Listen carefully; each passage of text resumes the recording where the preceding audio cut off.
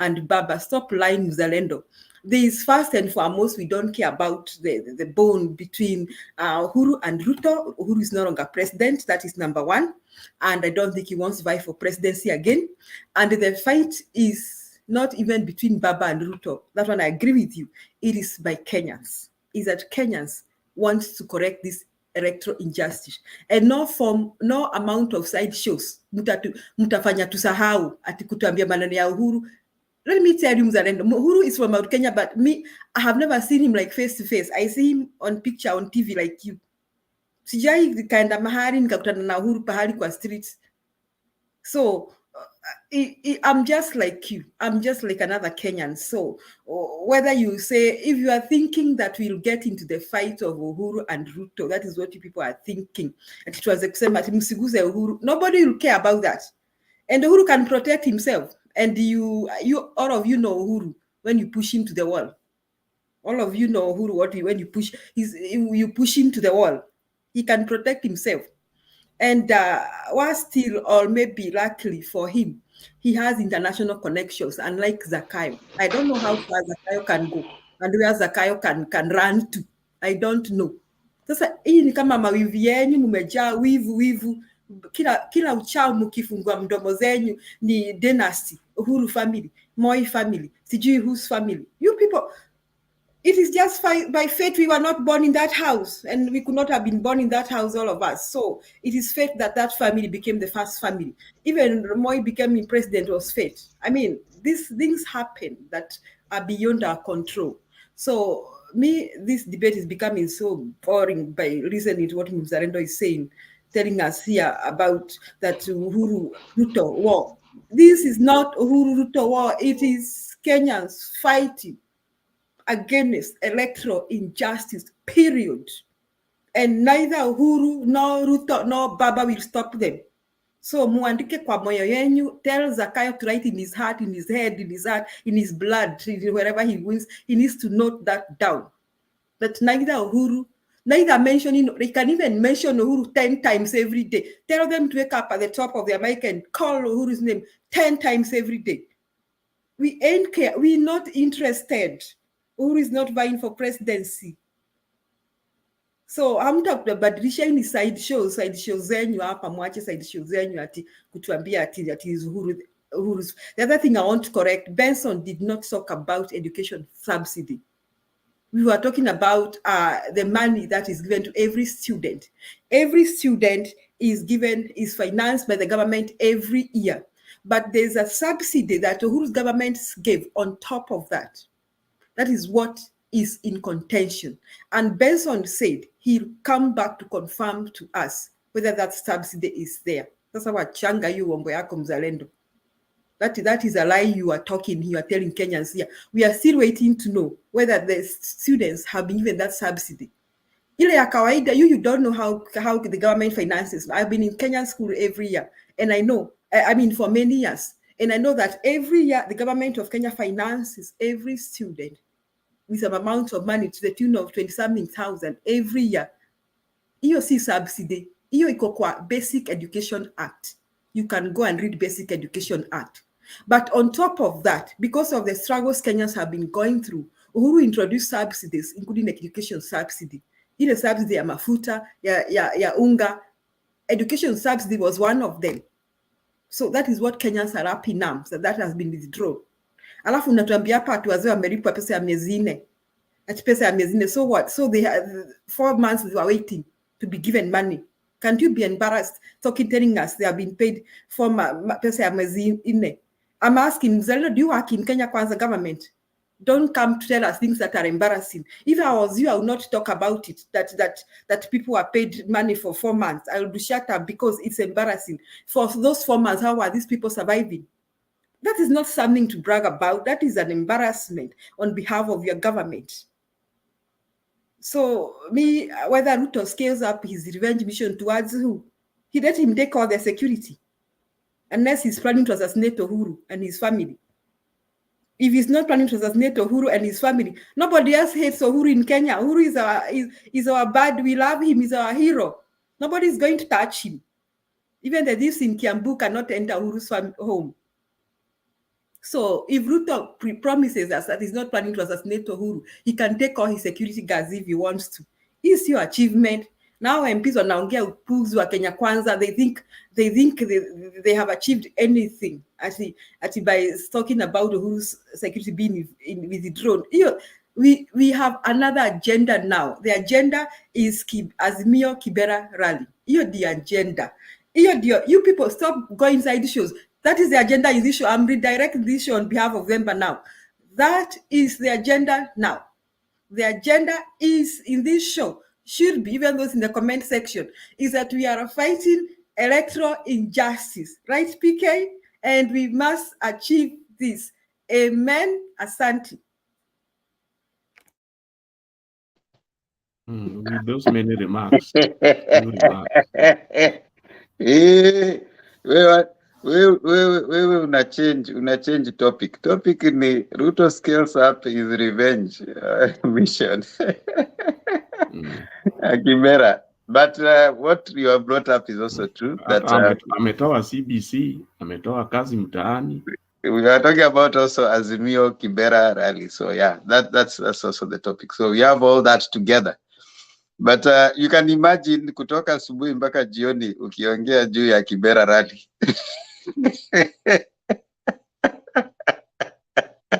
Kibera rally ndio mambo yote Themba, because that is the only thing. You can imagine ukiongea juu ya kitu moja kutoka asubuhi mpaka jioni. That will be more boring. But anyway, let's hear bro, hebu tuambie jina lako. Hello, Bwana Themba. Happy New Year. Happy New Year. Nilikuwa hapa kitambo, ni vile huwezi nikumbuka. Sijabadilisha jina. Karaoke. Nimeona hiyo ambition ya karaoke nimeona. Lakini zingine sijui katoze, sijui nini. Hapana, hiyo ni majina ya kijana. Ni vile sikubadilisha Facebook. Ni majina ya kujibadilisha. Haya basi toa hoja zako. Mimi sikuwa nataka kuenda in the direction Julie ameenda, but mimi nilikuwa nataka kuscale down hii topic ama ni scale down the ile pressure iko hapa. Nilikuwa sasa nataka kuambia, jana I was reading, I told one guy yesterday that wametoa security ya Uhuru. There was a guy we were talking with, akaniambia hapana hawezi, hiyo ni propaganda. Nikamwambia ngojea tu utasikia kwa news jioni. But nimeenda nikafanya research yangu kidogo na nikaona zile propaganda zinaendezwa. Kwa sababu kulikuwa na propaganda moja imeendezwa na sijui kama ni UDA ama ni nani wana propagate propaganda. Wanasema kulikuwa na 120 security guards. Security walikuwa wamewekwa kwa detail ya Uhuru and his family. Nimesoma na nikaelewa that the 120 security the 120 security officers walikuwa wamewekwa, they were in the security officers given to Uhuru from 2012 after ameannounced as the presidential elect. They were the 120 after ameelectiwa as the presidential elect till the time that he finished to become alimaliza term yake. So the 120, and it's facts, always kuwa president upatiwe 6 security guard, familia yako uko na watoto, uko na mama yako alikuwa first lady, expectaje atakuwa amepatiwa security 6? How will 6 security officers operate for a president and his children? Na when ni president, sasa hizo si ati alikuwa former, alikuwa president. So this whole narrative at year 120, it is security officers who were given to Uhuru from the time that and the period that he was a president. So hata hiyo wamekuja ati kusema ati there was 120 na amekuwa na 120. There is nothing like 120. Or the moment Uhuru alishatoka kuwa president, Ruto alikuwa ameshapanga kila kitu. The moment alitoka, ni vile Uhuru apende kuongea. Uhuru hamtaimuona akiongea hata saa hizi. Unaona hata saa hizi today nimesoma au security waliongezewa 20. Uhuru amesema hata hawataki. Ama hujaona hiyo story Themba?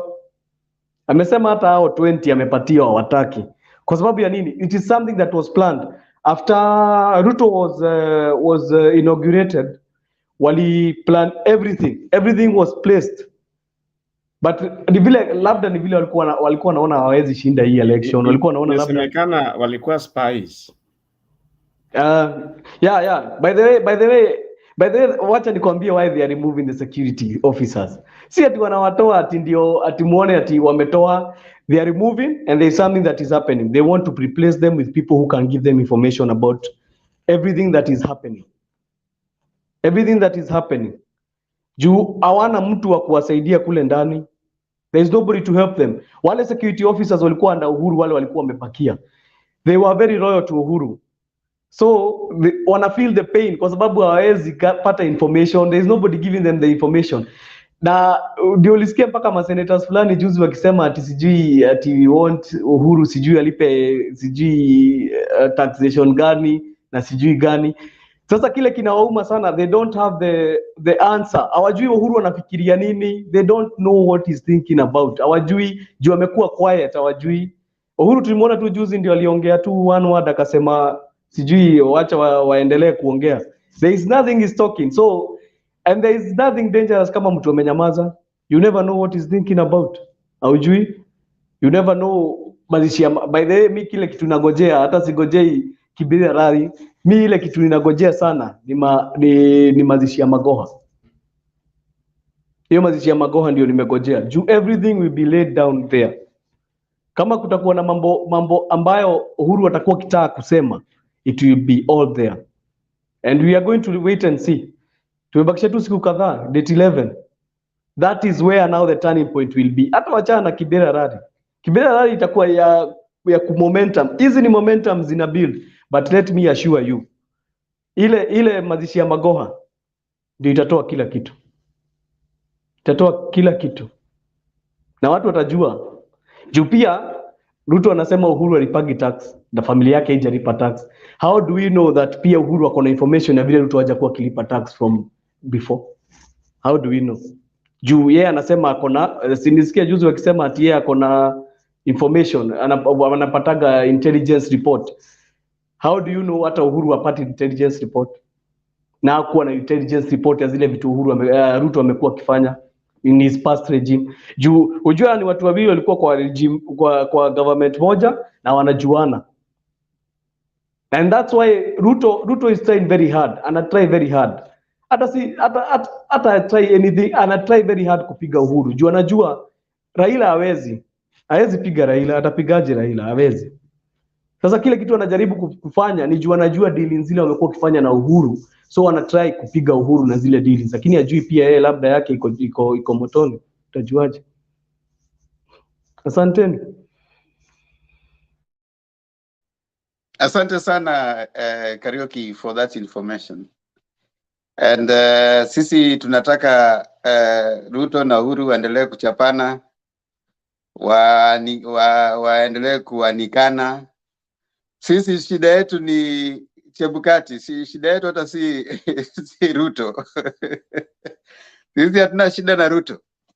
Hatuna shida na akianza kupiga his boss former boss, that's okay. Sisi ile matangazo ilifanywa na Chebukati ndio tuko na shida nayo. Kama wanaazimio.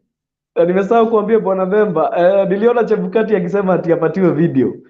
Unajua hiyo itamletea noma sana. Itamletea noma sana. Sema ati provide na video. Video iko wapi? Wewe ngojea. Unajua Raila aongeagi kituana.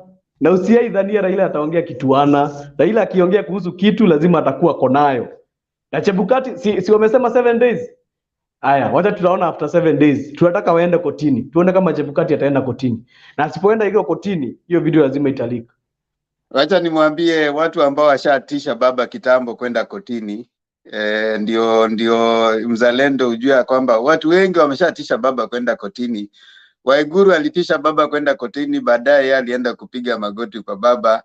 Kuna wengi washatisha baba wanaenda kotini na hawajaenda kotini, baadaye wamekuja kuomba msamaha. So very many years ago Atur Margarian wakakuja nchini. Kibaki was the president. Baba alisema wako mahali fulani na wanafanya kitu fulani. Mpaka wakati huo Profesa Kivutha Kibwana ambaye ndiye alikuwa Assistant Minister Security akaja akasema, kwani nani huyu anapatia baba information? So ukisema baba akisema ya kwamba kuna video, iko video, but hatapatia Chebukati. It is not up to baba to give Chebukati and to tell him that this is a video. Why do you need a video? In fact, ilikuwa kumchokoza tu. You know, Chebukati has been quiet for all this time haongeangi. He was needed to talk and he talked. That was the most important thing. At least he talked. Hizi siku zote baba amekuwa akisema Chebukati anafaa kushikwa, Chebukati anafaa kwenda, Chebukati amenyamaza tu. Sasa waliposema video, you smoke it. You just smoke him. Akaamka kuongea akasema, hey, nataka hiyo video. Bas, at least ameongea. Chebukati and they are very confused kwa sababu unasikia Ruto akisema unajua watu wamechanganyikiwa sana hawa. Ruto alisema ati Raila alikuwa ameinvite IEBC officials. Ulisikia Ruto akisema hivyo? Alikuwa ameinvite IEBC officials. Kwa nini? Alikuwa ameinvite IEBC officials kwa nini? Kwa hivyo ina prove that IEBC officials walikuwa wameenda kuona Raila. That proves it. Hata Ruto should not be speaking. Yeah, aendelee kuwa si ni president. Ni nini shida yake bana? Sisi tuko na shida na Chebukati. Yaani yeye ni player. In fact baba alishasema who is Ruto. Yeye anang'ang'ana na Chebukati. Matangazo ya Chebukati Azimio haikubaliani nayo. Ruto hakutangaza, alitangazwa. Yule alitangaza ndio tuko na shida naye. Mzalendo, shida si Ruto. Wacha nimlete Mr. G. Mr. G ameenda. Wacha nimlete Stone PK amenyamaza hapa kwa muda. Pia aongee. Mr. G, umekuja? Temba, dakika moja tu, kuna usafi unafanywa, natoka hapa. Endeleeni kidogo. Haya, basi. Stone PK.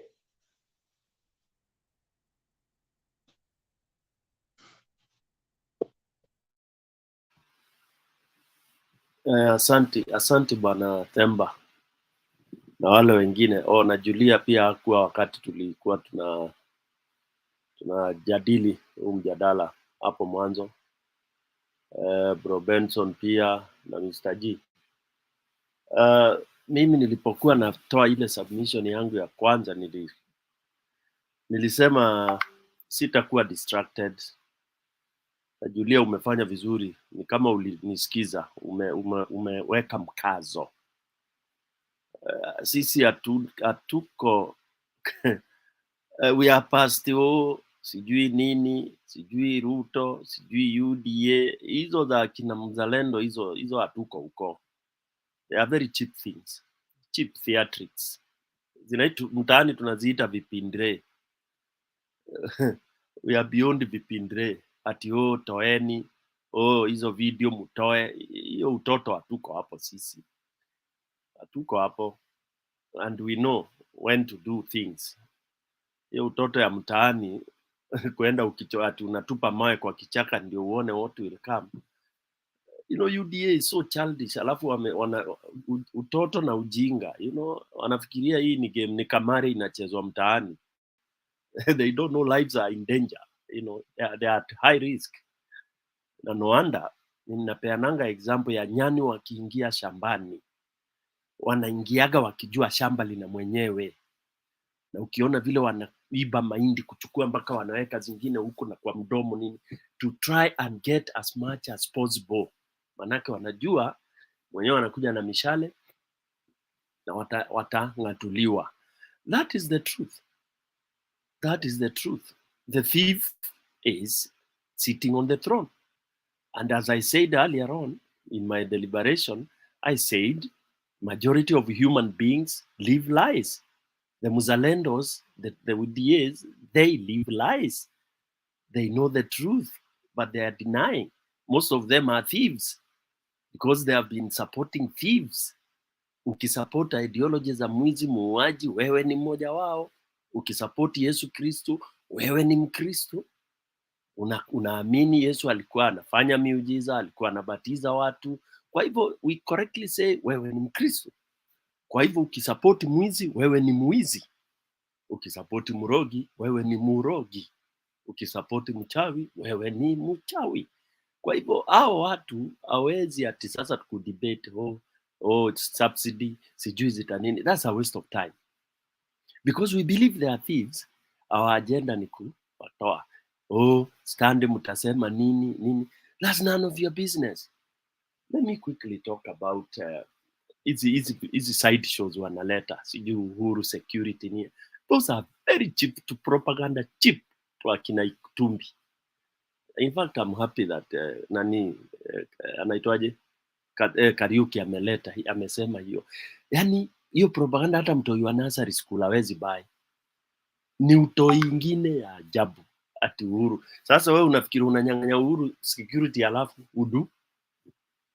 unamnyang'anya security ndio uachieve nini? Alafu mzalendo anatuambia ati it is okay, it has been happening. Again, this is where now ujinga ya Wakenya. The fact that Stone PK alifanya makosa, mzalendo akuja airudie, Julia airudie, it doesn't legalize, haihalalisi. Na hapo ndio tunataka Wakenya waamke. We are so stupid that because Uhuru alifanya, sijui Kibaki alifanya, Moi alifanya, tuko pale na upumbavu na ujinga wetu. Time has come and that's what we want to end. If the law says Stone PK akimaliza kuwa rais anakaa na 20 security nini, unakuja na utoto na ujinga ya kutoa ati kwa sababu tulikosana. That's garbage. That shows how cheap you are, irrespective of who. Hata baba saa hii akiingia aanze kunyang'anya hoping that Ruto akitolewa ataenda kamiti ama kunyongwa. And I don't know why he would be given, maybe because he was deputy. The law says he can still have it, but you don't interfere with what is in law. Kama ile retirement, ile pesa nani, you cannot come and start ati unasema kwa sababu amekuoppose you want to. That's a stupidity that we want to clear out of Africa. It's one of the most backward thoughts. Yeah? Mtu ukiingia president kama umeingia halali, forget about ule alikuwa. If it is things that he did which are criminal, send him to court. That is where we want to go, and that pace cannot be set by a thief. It cannot be set by a hyena. A hyena that has already started by giving madaraka to thieves and all the others, and we sit here hoping that Ruto will set things that the law sijui zilipatishwa 2013 and those are all useless as far as Ruto is in power. He is using them to steal. Like what I tell people, Ruto will create position ya nini, God forbid kama tutachelewa kumtoa, ata create opposition seat. What will he do? He will create a shadow opposition of his people, his stooges. We know this guy. We know his tactic. Yeah, I keep on repeating, a hyena is a hyena. Amri ya kwanza ya hyena, you know, hyena came and, in my language, hyena came and did its 10 commandments against the Christian commandment. Na hyena yake, commandment yake ya kwanza is kurea mbere, kukula kwanza, kugrab, kuiba. And now the hyena is in power. You expect that ianze kusema mimi ndio Mungu wako usiabudu Mungu. Hyena is a hyena. It is every opportunity that is available, the hyena will use to grab power. So basically, let's not even debate about whatever. He can take all the security he wants. He can do whatever he wants. But it is true, he is so confused. He doesn't know what is going on. The way unaosikia mzalendo akiwa confused, that is a total representation of UDA. Although mzalendo alisema ajuani na Ruto, it is true, but ideology za Ruto anazifuata. So he is as confused as Ruto. They know nothing. He is saying ati sijui wazee wametoa hela. Really? But kusema hela hazijapeanwa is typical with UDA. Ati tumerelease. How much money has UDA released since they came in? They have released so much. Kwa mdomo kupayuka. Kwa mdomo kupayuka. Hizo majiwe za msingi wameweka. Can you go back and take any clips of some of those projects that are ongoing? Hiyo isipokuwa tu hiyo ku ground break and that's it. Camera zipige. President, I mean, and I've questioned that. Must you go to ground break every small, hata choo inatengenezwa mahali unaenda ku break? You are so idle. That is what you need to know. Who are you proving? Umeenda Makongeni kuprove mradi inaanza. Una prove nani? Send your minister. I mean, it is so shit. It is so rubbish of what these UDA things they are doing. It's so nonsensical because they're idle. Secondly, prevention is better than cure. Again, it's a principle I follow. If we had prevented this hyena from entering the homestead, we would not be subjected to all this nonsense. Kenya, we have reduced to discuss mambo ya ujinga. We are discussing wizi. Unaambiwa udebate mwizi versus mtu ule ako sawa. That is where we have been reduced. We have been reduced not to think. We are not using brains, as I said. People are not using brains.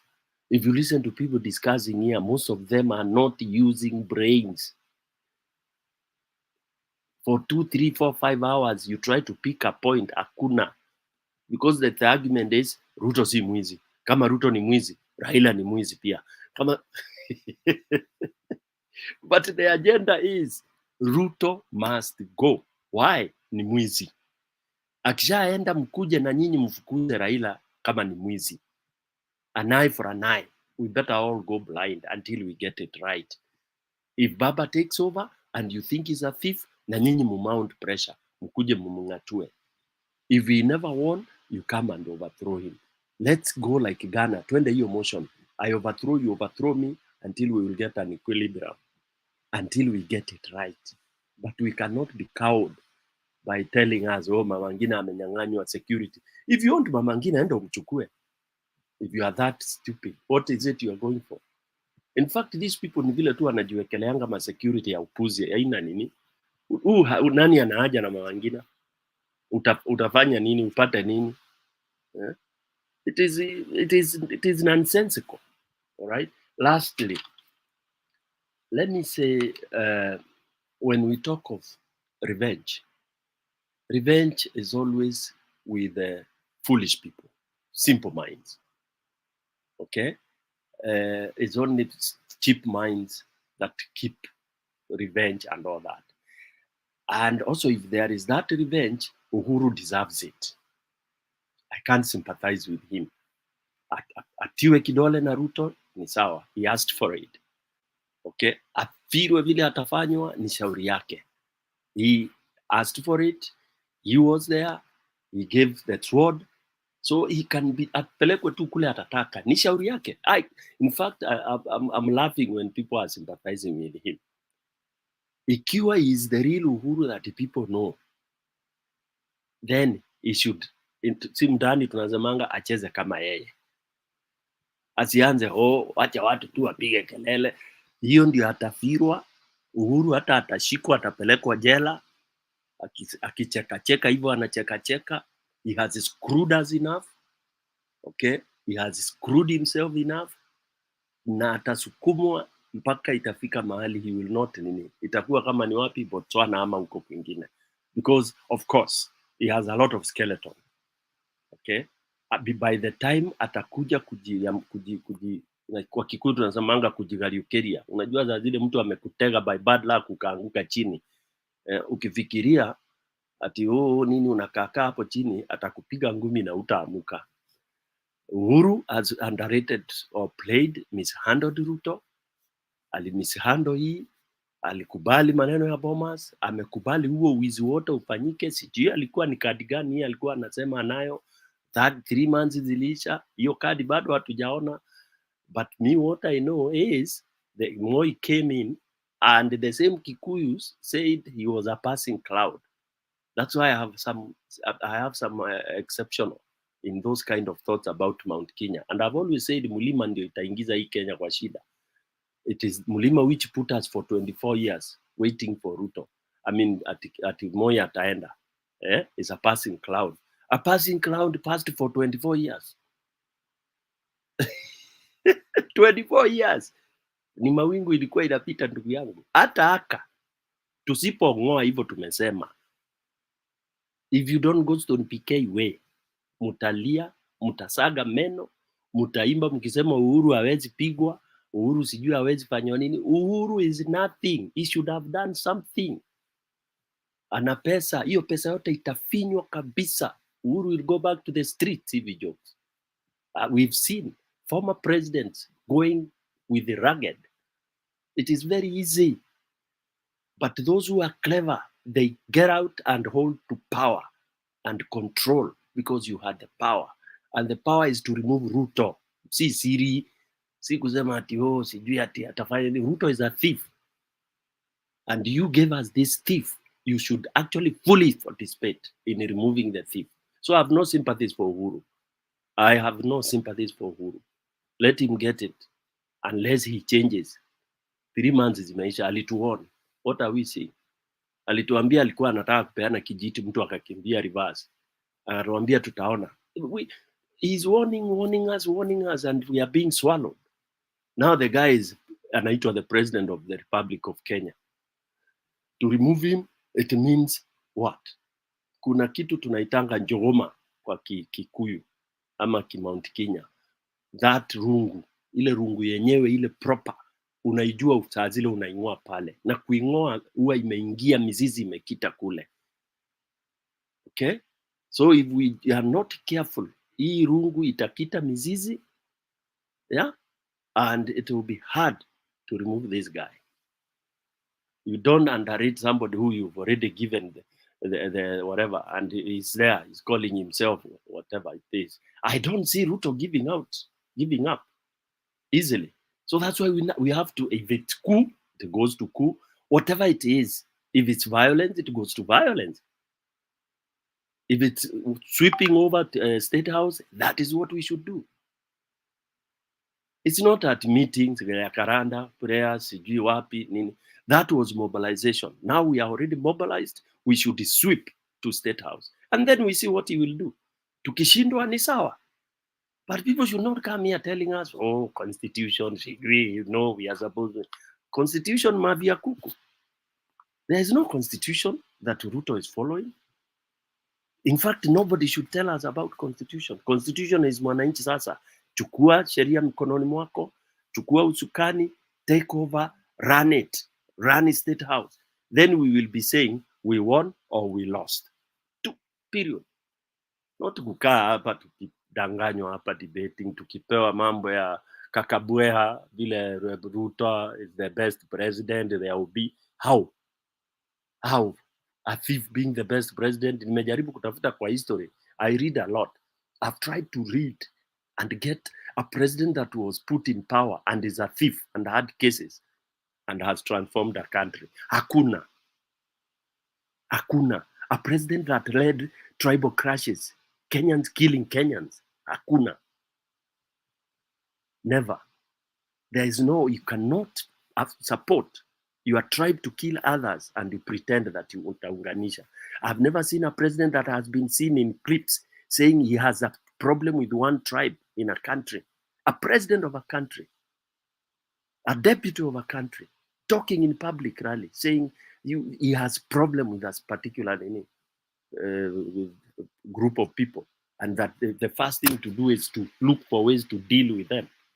And we sit here lying to ourselves and listen to Akina Mzalendo giving us garbage about Ruto. Really? It's a lot of nonsense. Listening to somebody trying to wipe and wash a murderer clean. It's a waste of time, actually. If I was to come here to be lectured and be told how Ruto will improve this country, I'd rather not, honestly. Thank you very much. Back to you, Themba. Themba, naweza ongezea kitu kidogo tu. Yes.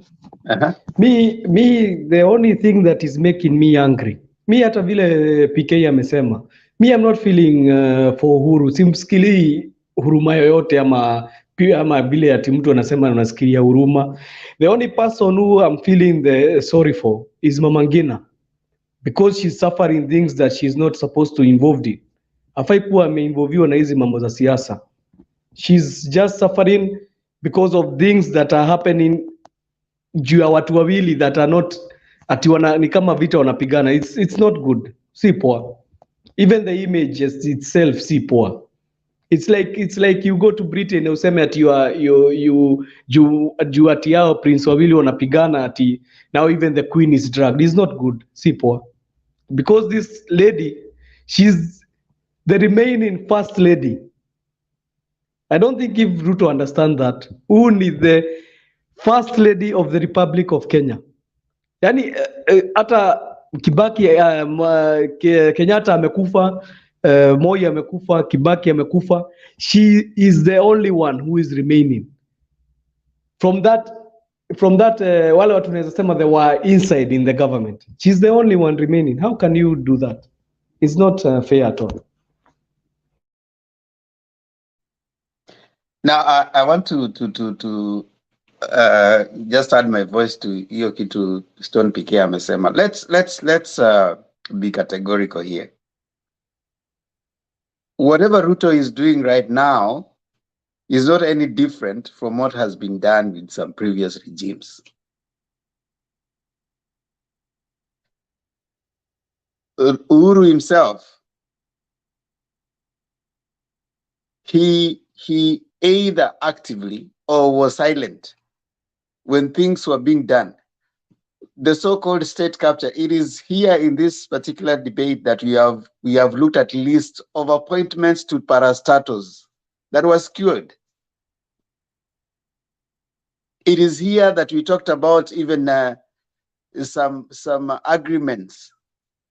There were some people who strode the public service like it was their own. Some people from let me say, embarrassingly, some of the people from Central Kenya, they strode the public service like they were the who and who, I mean, Uhuru inherited the Kibaki public service. The thinkers of the Kibaki regime are the ones who came in with Uhuru. He only changed a little bit. He didn't change across board. He brought back people like Akina Kimunya. You remember the Kimunya must go by Khalwale. So Kimunya was revived by Uhuru, So I must say that the rot is systemic. And yes, the same bad behavior that we wanted to be done away with, they inherited it. And so what Ruto is doing, you see, there were things that Uhuru did that I didn't agree with. Some of the things like what was the hurry in the change of the guards and the deputy presidents of residents that time. What was the hurry? And what some of the things that happened around that time were not making sense, in my view. So, fast forward, he's gotten a deputy who is probably also trying to be that kind of a person. Probably he thought that that's the way to keep power. So he's trying to do away. When Moi came in after Kenyatta, Moi did the same thing. Moi created his own power base. He removed the people who had been put in by Kenyatta, and he brought in his own people to help him be in power. Is it a normal thing? Yeah, it's a normal thing to do. As when you get power, you want to start aligning yourself and aligning your people. What is coming out? Personally, I'm not. I don't find any problem with Uhuru and Ruto fighting, because that's not our problem. In fact, Uhuru and Ruto were in the same government. They ran the same government. They brought us to where we are right now. If only we had a clear competition between Raila and his people and Uhuru and Ruto, I think we wouldn't be where we are right now.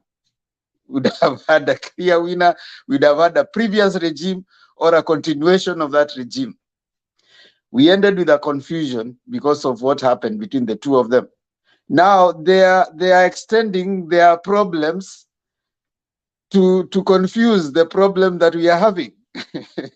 The problem between Uhuru and Ruto should not be our problem. Asante sana Themba.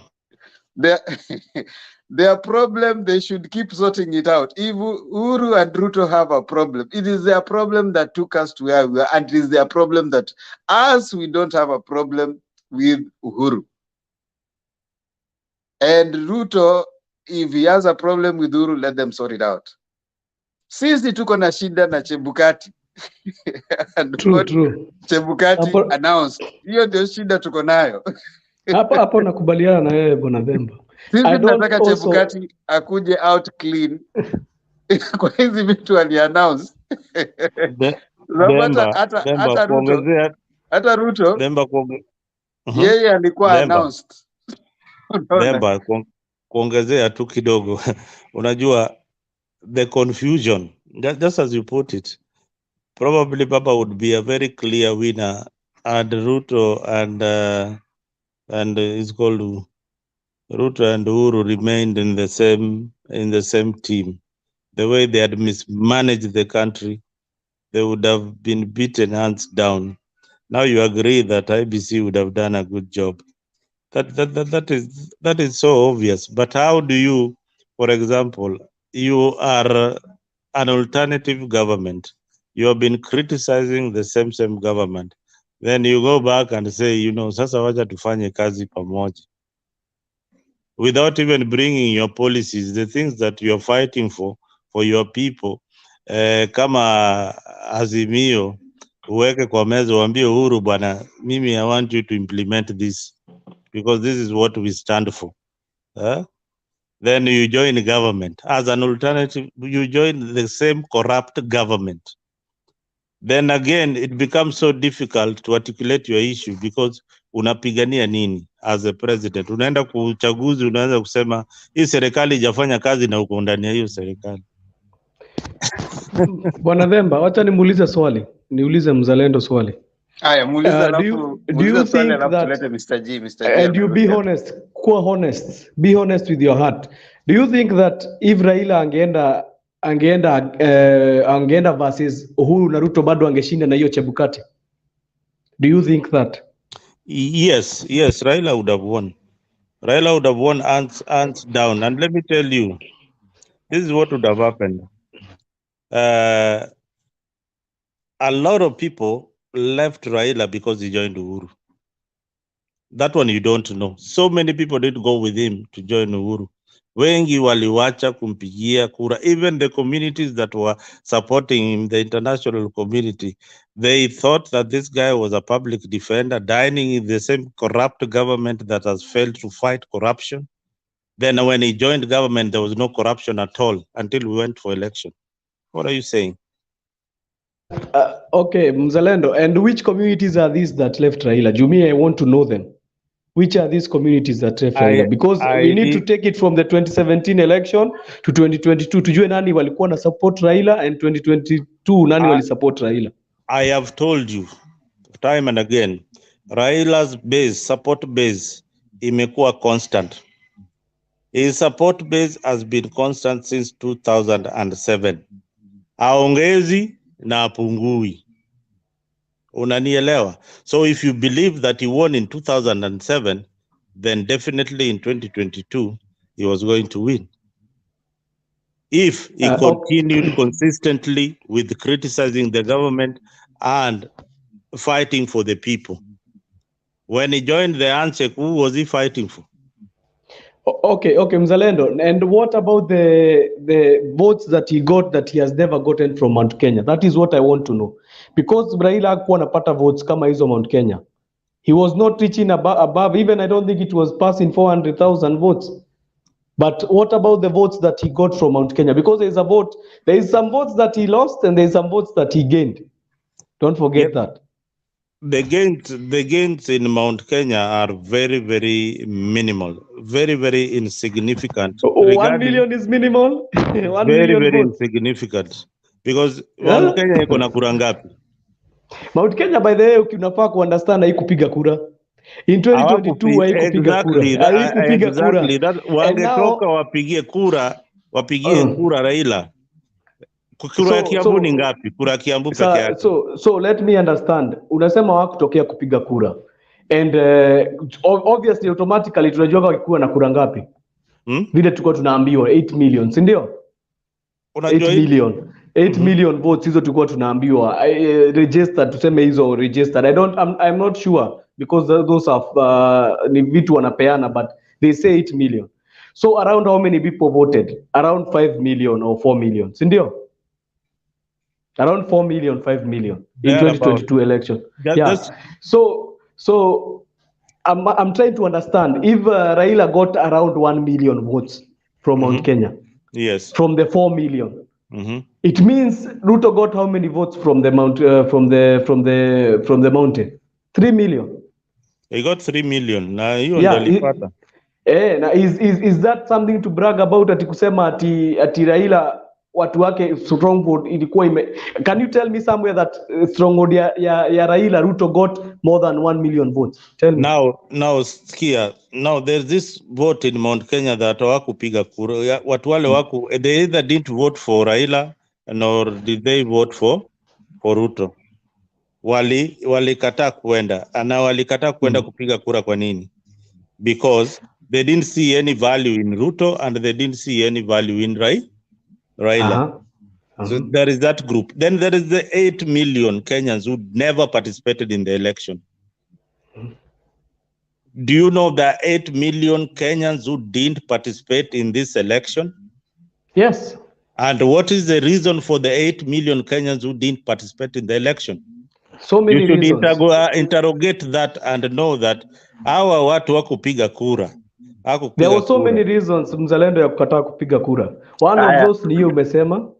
Na mingi ilikuwa there was tension in the country. We were going for an election that had two people who are never in one side. Watu wawili ambao waliachana na wakachana kabisa. You know, it's better tulikuwa tunasema Uhuru na Raila. Sometimes walikuwa unaona wanaweza kuongea, but we were going to an election of two guys who hata ungesema they have hatred. You could have said they have hatred, two people. So that's why people miss tena kupiga kura, and some of them even walienda mashambani. Why did the people go to back to the rural areas? Kwa nini watu walienda nyumbani? Now karaoke. Why did people start going to home? Unaona hiyo hatred is now what you are seeing. Mzalendo. Na karaoke. Tumewasikia. Wacha tusikie Mr. G kidogo, alafu nikuje kwa Stone PK. Stone PK anawashwa sana na kitu mzalendo amesema, lakini wacha kwanza ni Stone PK anawashwa sana, wacha amaliza alafu mimi niingie. Haya, sawa basi. Stone PK. Thank you Mr. G and Themba. Ninawashwa kwa sababu again you are being dragged into some very petty thinking.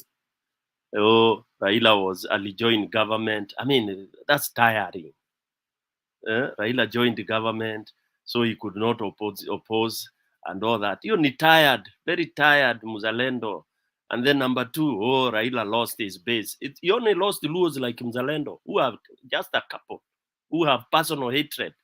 Kwa sababu walikosa what they wanted. They were fake leaders. We know them. Those who could not even win to be cattle dip chairman. We know them, all of them. Wale walikuwa wanataka kwenda kudanganyana ati you are popular, you cannot even win mchujo. Yeah? Because if you are popular, you don't have to go with your ODM. Go with your another party. Then you get out, you start sijui. Mchujo ilikuwa wapi? Ukikasirika na ODM, enda anza chama yako and contest. Yeah? Those are the few Luos who are disgruntled, who cannot even be elected anywhere. Ni akina Mzalendo hao. Aya, wale wengine wanasema ati sijui 8 million people didn't vote. They didn't vote because of Baba. That's another very cheap and lost nini. Those are confused Kenyans, and we know the generation, we know the reason, we know there are Kenyans who lack motivation to vote. Mzalendo doesn't know this. He says he contested. Even in your own ward, you have people who say, Mistaki maneno ya siasa. You should be in a better position. It's not issue of Raila or Ruto. There are Kenyans who never did. And number three, IBC figures are fake. They are nonsensical. They don't make sense. I was on the ground when we were registering. So you should never even use those figures scientifically. They are not true. The recruitment was stupid. Okay, then nobody went to try and motivate people to register. Yeah, even the one they say the turnout was low, it was worse than that. So nobody should come here, trying to use IBC figures at the when did they ever have credibility? Kusema the voters. Nobody knows the true voters of a country called Kenya. Take that to the bank. Thank you. And Paul, Bwana Themba kidogo tu. Thank you so much. Bwana Themba kidogo tu, dakika moja tu. Listen, guys, I want to put something into perspective. We need to decide if we want a debate or we want a chorus. Because if we want a chorus, then you guys will bash Mzalendo and he will not be here. You need, even at the process of the debating, you have someone who has Mzalendo's kind of perspective so that you can also try to understand where they're coming from and try and also, get the picture. Because if you listen to only yourselves, we can come here and we listen to only ourselves for 8 hours. And at the end of the day, all you have done is go through some therapeutic effects, but you have not listened to what Akina Mzalendo with their UDA manifesto, what they are thinking. So for me, I like Mzalendo coming here and giving us what is going on in that corner, as much as it might be out of what we think we agree with. We may disagree with him, like I do disagree with him in most of the things that he's saying. But I need him here. I need him to be coming here and telling us, at least trying to give us what is there. It is not in his business to know what is going on in Azimio. But if he comes and he points holes into what we are trying to say, it gives us a way of thinking, and at least the rest a way of trying to rebut. So let's be tolerant. Let's try to be tolerant. You remember the story of the naked king? The king was naked, but there was nobody who could tell the king that the king is naked because everybody feared the king. So everybody was praising the king. So it is a small boy that said, but the king is naked. So it's important that sometimes you have that other voice, that otherwise we will just be getting lots of hyping and whatever, but from the same thing. So we'll repeat the same story. If Benson wakes up, he's saying we need this. Karaoke wakes up, he's saying this should go. Mr. G, Hemba, Stone PK, Julia. If you listen to that from morning till evening, you come out of this place probably sometimes more sick than you came in. But if you can be able to listen to the other alternative views, I think it's the nature of democracy that you don't have to agree, but you can always, respectfully disagree with someone. What I disagree with Mzalendo, if like Karaoke asked you, do you think honestly Raila would have won? I agree with Karaoke. He wouldn't have. I mean, there would never have been a chance of Raila winning, because with the same kind of what you need to understand is the background. When Uhuru was coming in, Uhuru's presidency was planned by Kibaki. His second presidency was pushed and choreographed by one of them, Ruto. So the infrastructure of winning from the first was Kibaki, the second was Ruto. So that infrastructure is the one that will have gone on, which also still went on to give us what we got right now. So whether Raila was with Uhuru or not, the difference would have been the same. And you realize at the end of the day, that is what happened. So like some of them are saying, it is not the vote that counts, it is the one who counts the vote that decides. So if the person that counts the vote that decides, and you see it was infiltrated completely, there was no chance. So saying that Raila staying with Uhuru was I think that's in my view a very interesting perspective. And also another thing Stone PK has said, I don't know why is it that some people come and say that, you know, I was ODM. You have a hatred for Raila for nothing. Nothing. There's something that everybody that comes and says, I was ODM, I was ODM, I was ODM. You claim to be ODM so that you can, you know, for some reason, try to imagine that you're bringing out some perspective that you think is the weakness of Raila. I think that is part of the things that Raila is suffering. The people like Kinam Zalendo and others like him, who don't like him much, come bashing him. There's nobody who has come. Some people are with Ruto. They have not come saying that I was with Ruto. I was with Ruto. It is the same Raila people who come out. I was with Raila. I was ODM. Now, I want to bring karaoke, but before then, I saw Mr. G. Maybe he's ready. Let him talk. He's been waiting for a while, and then now we can come back. We can open it up. Mr. G. Okay, thank you, Temba. I greet Tony PK, Mzalendo, Karaoke, and Benson. What Temba have said is just the fact. You know, huyu Mzalendo amekuja tu amedilute kila kitu. It's just the fact hakuna vene Raila angeshinda kura ikiwa Ruto bado wako pamoja na Uhuru. In fact, kitu ya kwanza ambayo ilifanya watu wakakosana ni handshake. Handshake ndio ilifanya Uhuru na Ruto wakakosana sana. Hiyo kitu kwa sababu Ruto alikuwa anasema anajua Raila amekuja kumfukuza na hataweza kumfukuza kwa chama yake. Those are the things that Ruto used to say. So hii vitu ambao nasema Mzalendo actually dilute me. I'll just talk on this issue ya Uhuru na Mama Ngina. You know, I always ask myself a question. Uhuru was on the seat. He had the powers to do anything. Na alijua how brutal huyu Ruto yuko. Hata akatuambia kwa mtu ambaye mnadili na yeye si Uhuru mwenyewe. Uhuru mwenyewe alituambia hivyo, kwa huyu si mimi. Huyu si Kibaki. But how comes on the same seat yuko ana allow somebody to come ambaye anajua is a brutal man na anakuja anampayana tu power hivyo. This guy look wakati alikuwa DP.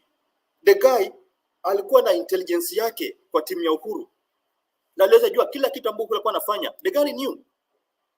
Kwa sababu gani? Alikuwa ameshika watu pale chini, watu ambao walikuwa wamejificha, wanajifanya wako pamoja na Uhuru, but yet walikuwa hawako pamoja na Uhuru. That's why they used to give him some secrets.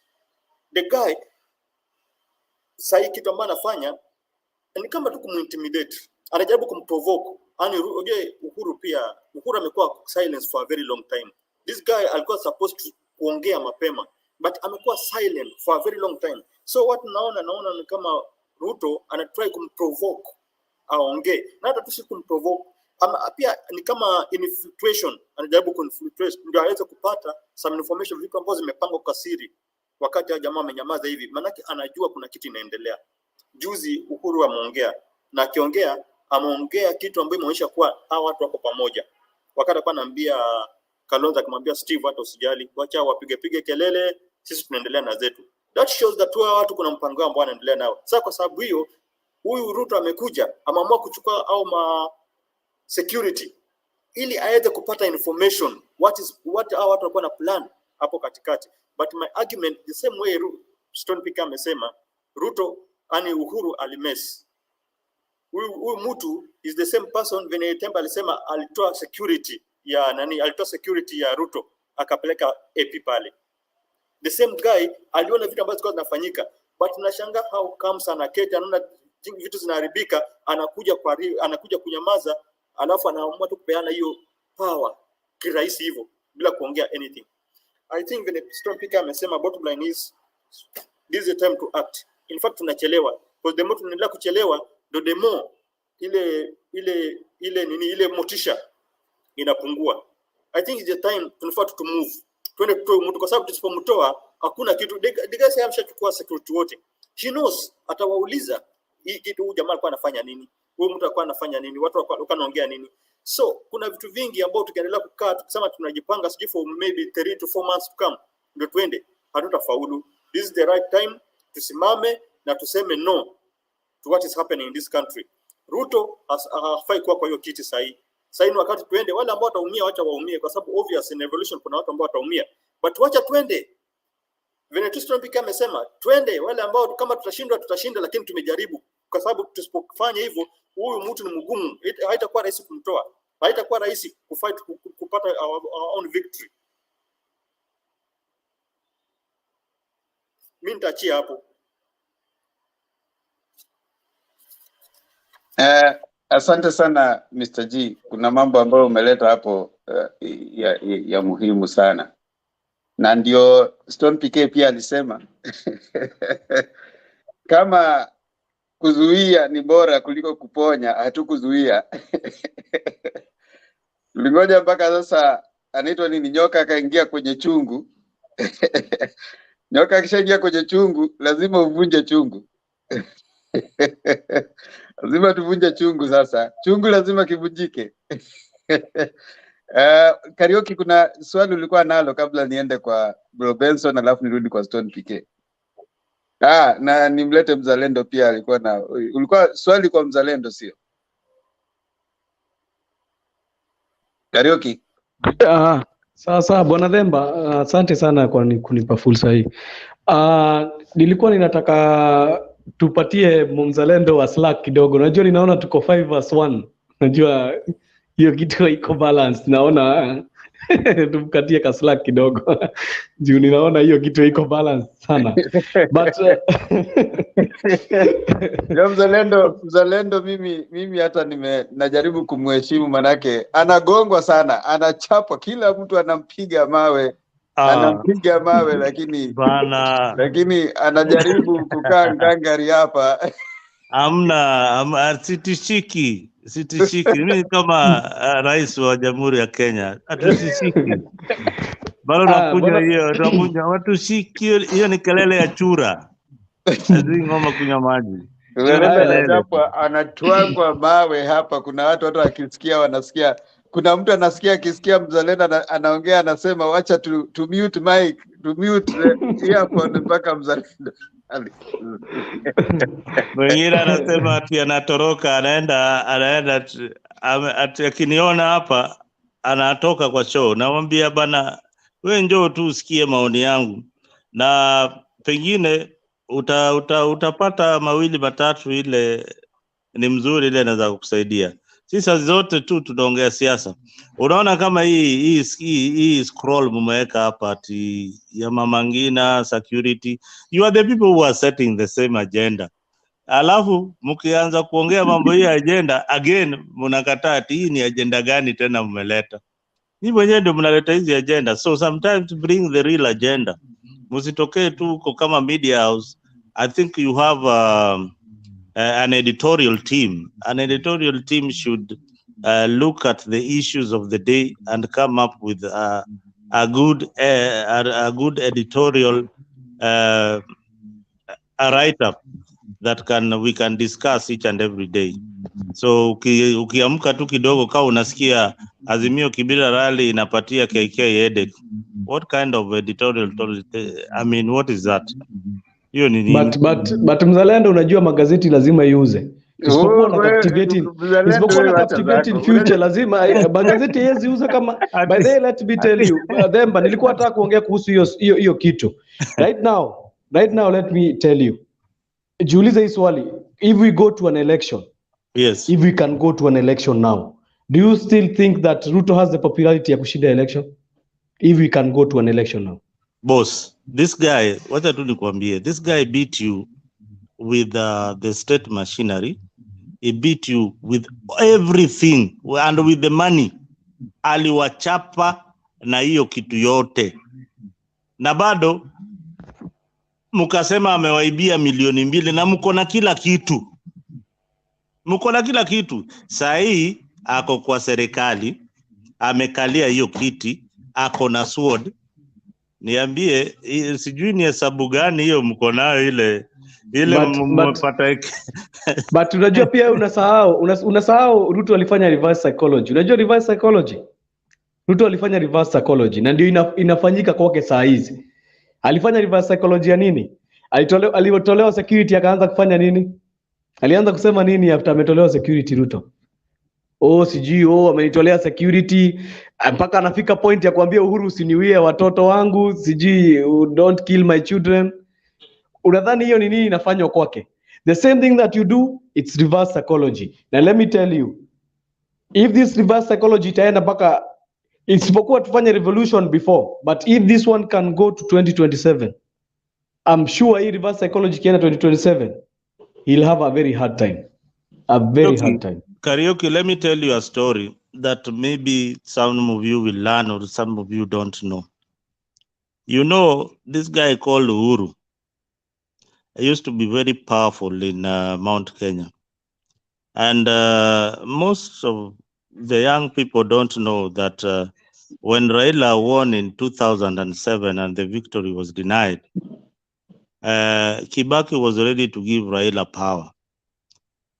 But a few Kikuyus, huyu deputy na nani, kina Mdhaura, walikataa.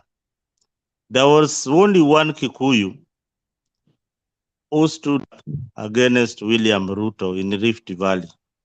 And that guy was called Uhuru Muigai Kenyatta. He's a guy who stood up for the Kikuyu community when there was nobody to help them out. Yeye ndiye aliorganize hizo ma-attacks, mlikuwa unasikia ma-attacks za Mungiki sijui nini.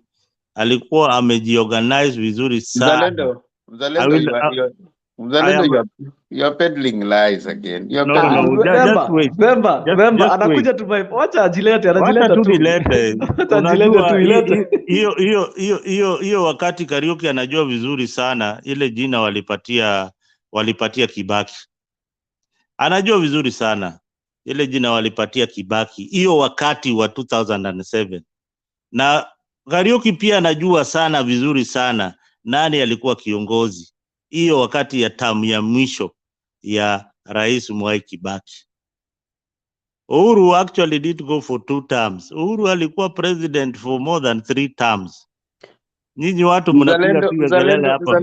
Wacha Karaoke kuelezea vizuri. Mzalendo.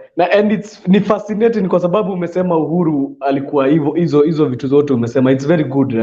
Some I agree with you na some naweza kakataa, but ni sawa hivyo unasema. So do you think somebody like Ruto ange-outsmart Uhuru na hizo vitu zote umejaribu kuniambia? Just the way you have explained yourself. That is why I'm telling you this guy is smarter than Uhuru, smarter than Kibaki, smarter than the former Moi, and smarter than Raila. With what? Sijaelewa juu na akili tu. Wewe ni wewe umenielezea Uhuru. Yaani ulishindwa tu na akili tu. Mzalendo kidogo. Wewe ni umeniambia Uhuru 2007 Uhuru ni aliongoza serikali. Uhuru ameongoza serikali 2013 mpaka 2017. Uhuru ameongoza serikali kutoka 2017 mpaka 2022. If you are talking about smartness, who is smart? Nani anafaa kuwa ni mjanja? By the way, you should know the guy behind the power ya Uhuru.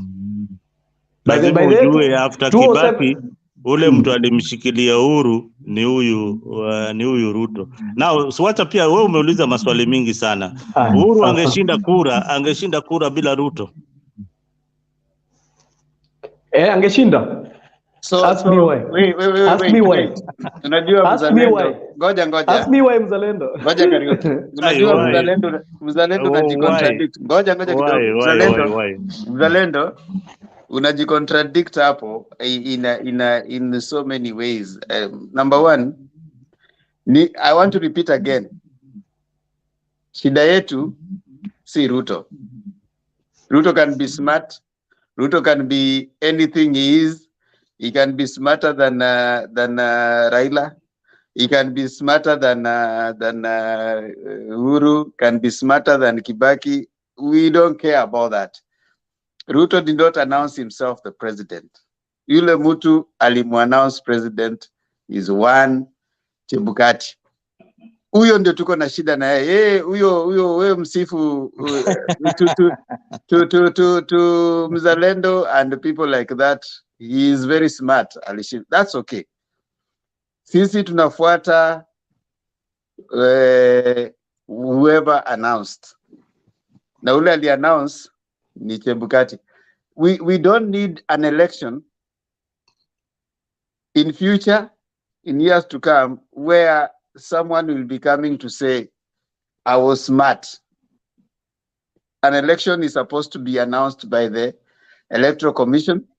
Either you campaigned well or you didn't campaign well, like it is fair, free and fair. The person who announces is Chebukati. So we are not here to say that, oh, Ruto is not smart or Ruto is smart. That is a very the propaganda. Hiyo tunaachia politicians waende waseme huko sisi ni smart tulifanya. I mean that's a political podium statement. Here we are saying na ile kitu ambayo tunasema ni kwamba Ruto alikuwa announce, wacha afanye ile kazi aliannouncewa. Azimio did not agree with it. Wameenda mpaka Supreme Court imefanya nini? Sasa it is in the public opinion. And this is where I want to bring Bro Benson alafu nilete Stone PK. Asante sana Bwana Themba, na kauli yangu bado ni ile ile, bado naenda kwa mzalendo. Simpingi kwa sababu labda ako na maono ama anapenda William Ruto. Kila mtu ako na chaguo lake ambao yeye anaona mtu anamfaa kulingana na policy zake na sera zake. Lakini nasema mzalendo, ikifika wakati wa uchaguzi, mtu achagui kwa sababu is smarter than any other. We've seen all over the world people who are smarter in the world, but they've won the election and at the same time they've lost the election. But if we have a good electoral system, a good electoral system does not go with who is smart. No. A good electoral system will give us the person that the country voted for or the person that the people have voted for. People do not win because they're smart, or people do not win because they're stupid. No. In a place whereby electoral justice is working, the person who is winning is the person who is chosen by the people of that republic, whether is stupid, whether is smart. Ndio maana bado nauliza mzalendo, jina lako la mzalendo haufanyi haki hata kidogo. Pigia nchi yako, sema vitu ambazo zitasaidiana, usiite mzalendo. Mimi sikupingi kwa sababu una support Ruto, hiyo ni yako. Lakini kama unataka kusaidiana nchi yako, hauwezi ambia nchi yako kwamba jamaa alishinda kwa sababu ni smarter than everybody. And we know and we believe, hata wewe unasema how electoral is, like when Raila won in 2007 alikatazwa just because of the electoral injustice. So if you want to help our country to grow na hiyo uzalendo, sema kitu ambapo inatusaidia. Tuseme kwamba mtu alikuwa mwerevu sana ndio maana ameshinda. Hapana. Tuangalie, tutengeneze hapa pale shida iko. Alafu tutapata nchi mzuri ambapo hata mimi nikishindwa na I celebrate if I lose election, I celebrate because my country has won. That's how a good country or a good electoral system works. It doesn't say that if you're smarter and you're not smarter, you have to be the president. Hiyo si uzalendo. Hapana, hiyo nimekataa. Ukitaka utusaidie, kama saizi pali inchi iko, mimi nasikia kenye ninasema, tena naikubaliana nacho. Na wewe pia lazima usikie mimi nasema nini. Alafu tujadiliane, tutafute suluhu ambayo itatusaidia sisi, itatufaidi sisi wote. Sitaki wewe ufaidike, mimi naye nisifaidike. When your brother is down, you don't celebrate. When your brother is down, you don't celebrate. Na hata kama umeshashinda mtu umempiga chini, si bado unampiga. Haikuwa hivyo. That's not how we celebrate our country. We celebrate our country by just analyzing where the problem is, and we discuss how can we solve this problem so that a future generation that is coming We're not going to have a generation whereby if somebody becomes the president, you revenge on something that somebody did to you. That is not the country we want. Yeah, that's not the country we want. Hiyo ndio kitu ambacho mimi nasema. Asante Bro Benson, umesema jambo moja la maana sana, and I think mute kwanza mzalendo. Unajua nimeona sasa sababu ambayo inafanya maybe hauko popular hapa sana, kwa sababu your statement is just based on it borders on trying to rub people the wrong way. You know, these people are hurting. They have a problem. First of all, they have electoral. I mean, they are not happy with the results as they were. You may support Ruto, that's okay. But when you come to a place and then you are trying to make nonsense of, let me withdraw that, you know, make light of what people are trying to say, you know. You are trying to just re-emphasize on how Ruto is smart, mtafanya nini. You know, it's like, sasa alishashinda mtadu. So that's okay. I mean, it's your right. It's your democratic right. But okay, fine. You have no complaint. You have nothing. You have no complaints about him. So you'll rather be quiet somewhere and wait and continue serving than come and start repeating to people of nilisha kupiga utafanya nini. You know, that in my view, I find it a little insensitive. Unajua, like when you're saying at aliwashinda na mkiwa na government, mkiwa na nini mutafanya, that's not a very good thing to, especially for people who are, you know, they have a problem, a bigger problem. I've repeated many times, the problem is not Ruto. The problem is the electoral system. The electoral system. And I asked you a question deliberately about Ruto in 2007. Ruto was on the other side, and it was a weak electoral system that made him even come out. You and I should not be so concerned about who is winning. You and I should be concerned about living an electoral system that can be, to a certain extent, 80% the public to have faith in. No. It is not good if you win and you don't win fairly. Even if you have something and you know, okay, fine, ni mali ya wizi, the system is weak. We are creating, and that is what I was saying here yesterday, we are creating a dictatorship tukiangalia na tukiisifu.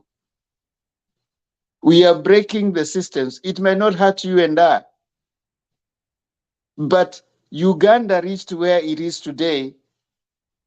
There are people who are celebrating Museveni today because they are enjoying the trappings of power, but there are people who are suffering. It wasn't a very nice view during campaigns. Chagulani trying to campaign and his people being murdered when they are going to a campaign trail. That's not the system you want to see. So whether Ruto became whatever smart and is there, he's not the problem. It's a system. Can we create a system that cannot be manipulated? I mean, that's what we are saying.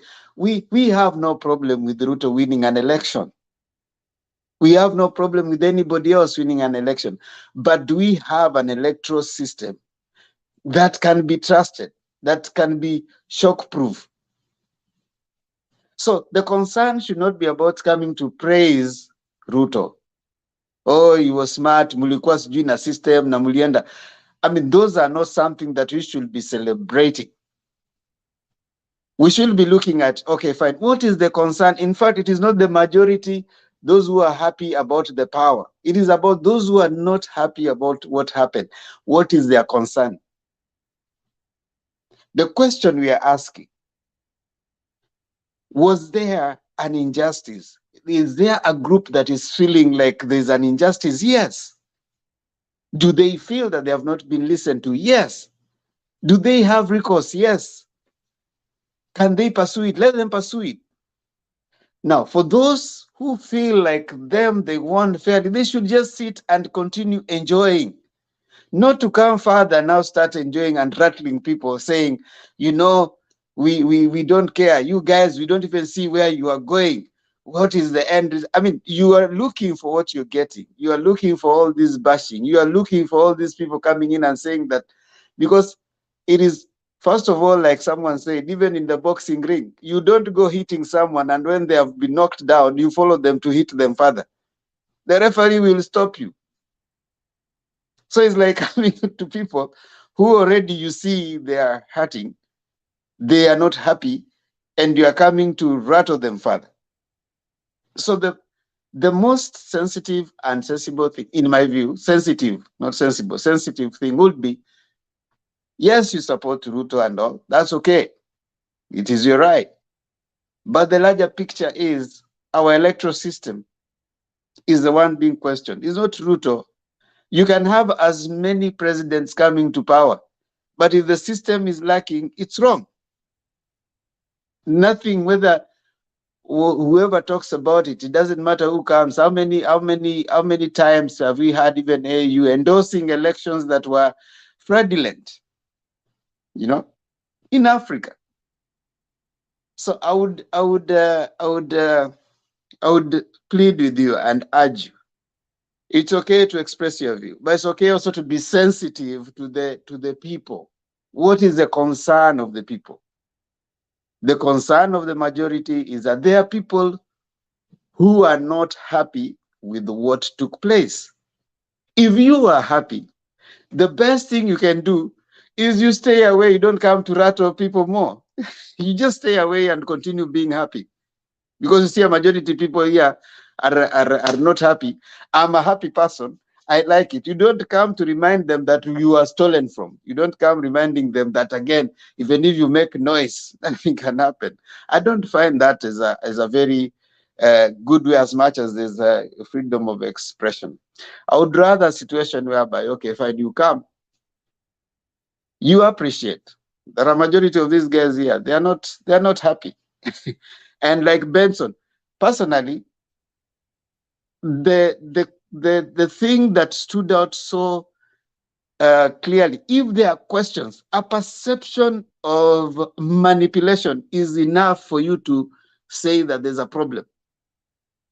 A perception, you are the referee.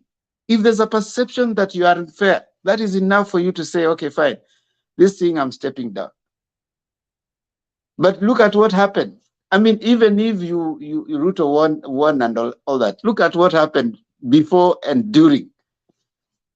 The empire was all over. First of all, the commission was not together. The thing was running up to a certain time, it stopped. Then now Chebukati wakes up. Before he announced those things, Itumbi had already posted those results in his Facebook page. Even before the same results had been announced.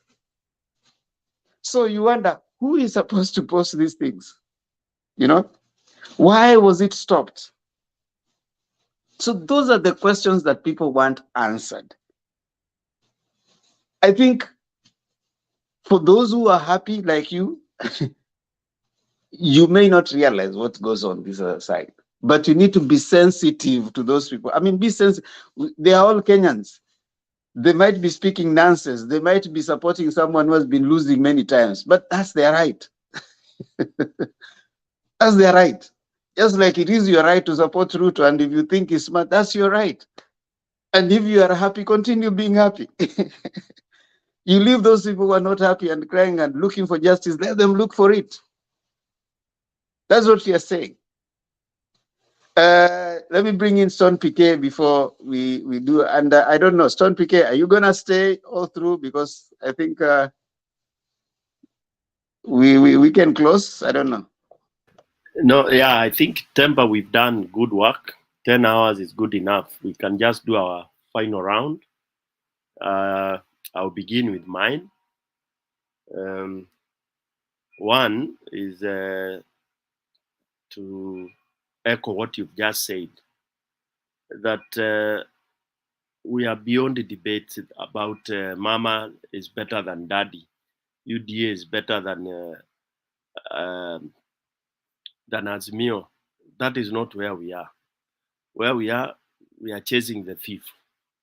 So you can take all the years the hours to try and convince an Azimio guy who at Ruto won, Ruto is smart, Ruto is that. Itakuwa tu ni kama it's a waste of time. Likewise, Azimio trying to convince the Muzalendo and the others, itakuwa ni kama kuchezea buzzing guitar. So the thing is, kwa kikwetu tunasemanga unaenda uingoje uzuie na mwili. Sasa tunamwambia tu angoje. It might not be successful, it might be successful, it might be ujinga according to them. But the thing is, tunamwambia watch the space, then mutaona matokeo. It is simple as that, you know. If you think 8 million people plus is a joke, and if you believe, as I said, if you have a choice to live a lie, if a Muzalendo, a man of his texture and stature, can sit in this panel for all these hours and years believing Ruto won, then dunia ina mambo. There is a song that ilikuwa inasema dunia ina mambo. Remember, you must be knowing it. So watu wa yani kama wa Kenya tunaweza kaa chini tukisema IBC ilifanya ati uchaguzi wa halali. Hata hivyo tembo unasema shida kubwa hata si Ruto, tunaweza sema Ruto tunataka kumpata pale because hapo hii kamba itafika pale. Hiyo kamba ndio hiyo itanyonga Chepkati, ndio itanyonga yule ambaye alipewa huo ushindi. All right? So if a Kenyan can sit somewhere and believe, including Ruto, but Ruto doesn't believe he won, that you can take to the bank.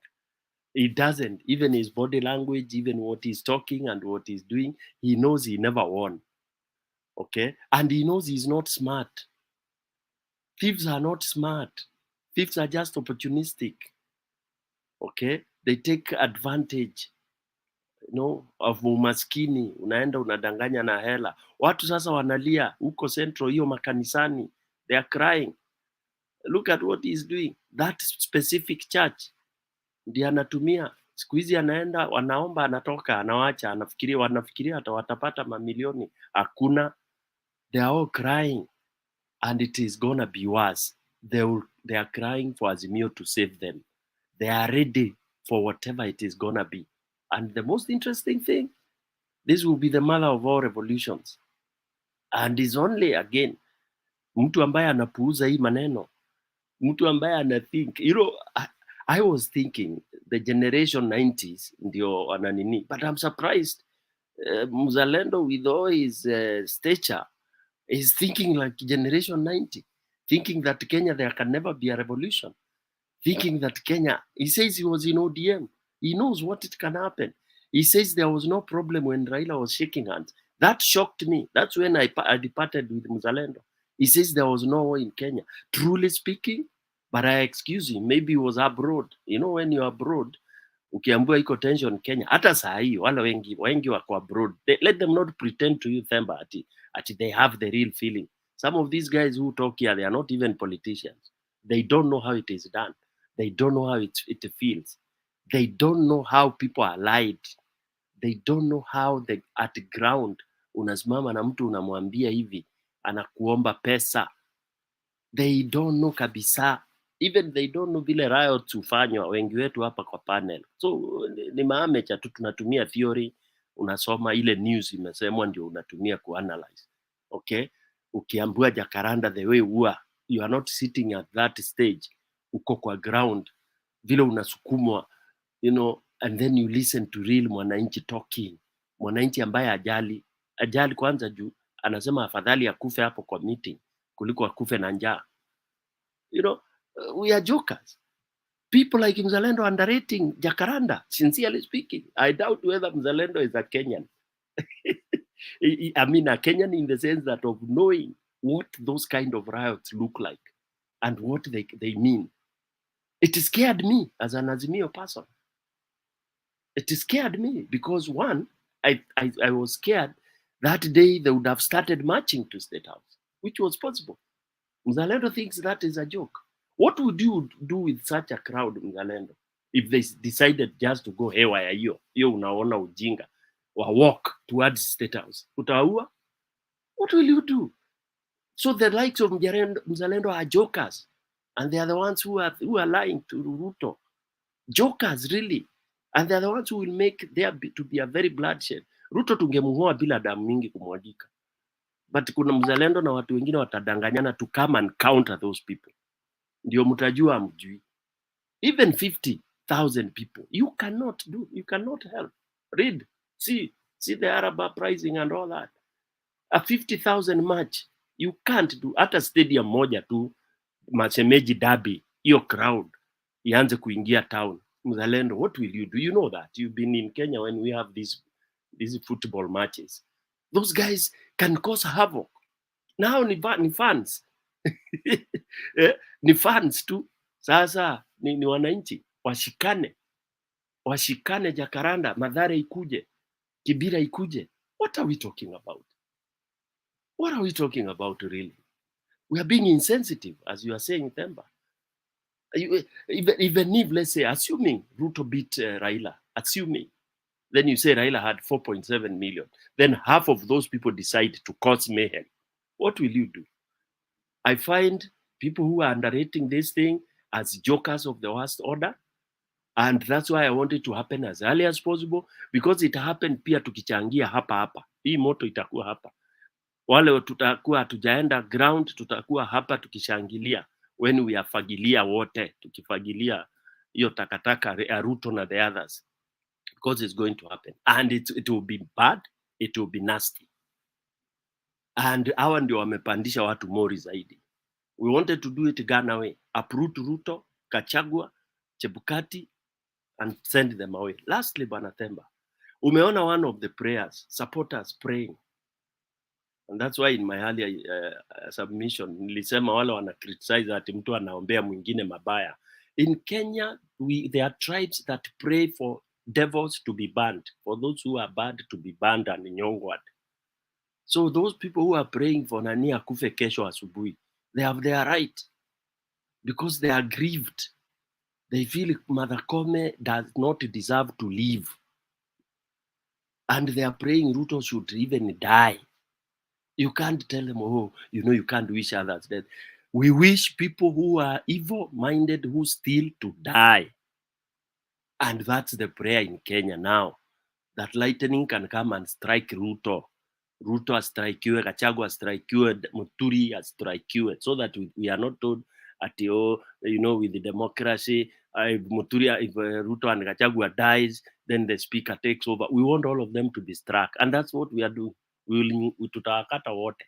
Lastly, there is no democracy in Kenya. It's dead. It was killed by Ruto. And indeed, we said democracy is the worst form of leadership. So Kenyans want to look for something else. Whatever it is, we don't know. But we look for a system.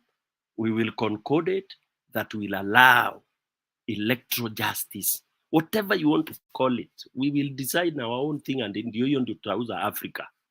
Hata tukitaka kurudi kwa ile inaitwaje ile Stone alikuwa alafu kwa kijana yake ndiye anaonekana mzuri, so long as majority agree, or we agree that our elections will be zitasimamiwa na multinational people from different countries, that we want to set that, because we have accepted we cannot be able to conduct our own election. The sovereignty of the elections, akuna. We are not able. We have no capacity, because every election we conduct, we doubt ourselves because of how we conduct. So it is true, Kenya, we can't be able to hold elections. East Africa, hakuna nchi inaweza hold. Wale wanafanya semblance ni Tanzania, but pia wanautata. So basically, Africa, it's hard. It's hard. Ghana, they are rating a little bit better, I think, than Senegal. Okay, so I agree with Baba that this has to change. We have to rediscover how we want to have governance. Democracy tuliletewa na wenyewe, na hata wenyewe hawaiwezi. So Africa has to think. We have to redesign. And in one of the things we need to redesign, we are leading the way, that revolution will be embedded properly in a constitution. Unaleta ujinga, we gather, we ngoa you. And in fact, in the next government, I'll be one of those people. So Mzalendo, be careful.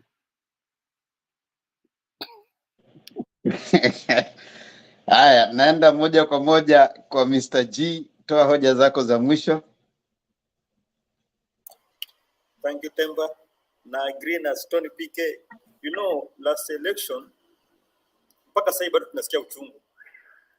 That day ambao Chebukati alitangaza matangazo, I was in my office hiyo siku. Na nilikaa mpaka saa 12 nikiona hizo vitu. Unajua watu walikuwa wanatumia message wakiniambia angalia nini endelea. Nikashtuka, ai inakuaje? It was painful. From town to my place where I live, the police were to rescue kwa sababu kulikuwa na shida, kulikuwa na vita. Watu walikuwa nasikia uchungu na walikuwa wameleta shida barabarani. The police walitusaidia wakipiga live bullet tukapita tukaenda nyumbani. I saw kids crying. People were crying. The pain ambao alisikia. Alafu sasa hii Mzalendo unasema ati tulikuwa na deep state, tulikuwa na system na tukashindwa kwa sababu alikuwa smart. Bwana watu wakijapona bado. We are still hurting. Na tukikwambia tunataka hiki kitu ifanyike leo, tunataka ifanyike leo. Baba anatuchelewesha. Hakuna siku tutai address this issue. There's no day we will address it. Kwa address ni kutoa hawa nyangarika watoke. Ndio tunaweza address. Kwa sababu tukisema tunaenda mahakamani tena, anything ambayo utapeleka kule, still hatutapata justice. So mimi my last point ni kuwa time inaenda, baba atuambie mapema tufanye nini. Lakini hakuna mambo ya justice tufuate sisi constitution. Hakuna kitu ya kufuata constitution tena. Tumejaribu tukapush but still is not working. Look at what's happening right now kwa mama Ngina amefanya nini mpaka ananyang'anywa security yake. Alafu kuna mpuzi mwingine hapa anatuambia hapa kwa comment anatuambia kwa ati ni constitution gani inasema anyang'anye police security. I think time imefika, we need to act. Baba alikuwa na shukuru baba sometimes aliangalia akaona hii kitu inafanyika na akaamua kuchoose his own security. Baba hakuna security wake, personal security ambayo haizi nyang'anywa na polisi, haizi nyang'anywa na government. Na pia Ruto sasa amekataa security ambayo kupelekewa. I pray pia atafute security wake kando, aachane na wakora kwa sababu tunajua those guys ambao ametumwa pale wanaenda kumspy. Watakuwa kienda mahali popote wanampigia simu, wanamwambia jamaa kitu fulani anaongea. That's what alitumia na akaweza kufaulu. Alipenetrate kwa intelligence ya Uhuru na akajua kila kitu ambacho kinahappen kwa sababu alikuwa na watu wake pale. Sasa hii security ambayo kupeleka kwa kina mama Ngina ni watu wake ambao anataka kupata intelligence. Watakuwa na mwambie kitu ambacho inaendelea. My last remarks to push for our cause. Huyu mtu lazima atoke. There's no way tunaweza address tena. Mambo ya commonwealth nini? Commonwealth haiwezi kuja in 2 weeks. Ni sisi wenyewe kuact.